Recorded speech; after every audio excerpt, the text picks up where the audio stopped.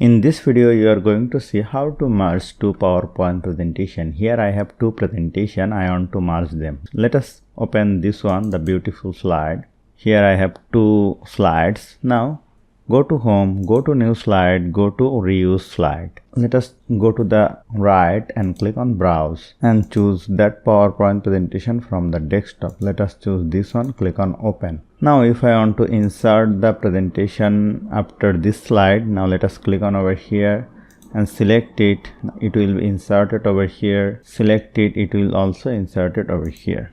But here you will see one thing is missing. The color is different from here. If you want to keep the source formatting like this, just check on this one, then select like this, and here you will see the source formatting is activate over here. So hope you found this video helpful. If you like this video, please share this video with your friends and family, and don't forget to subscribe. Thank you.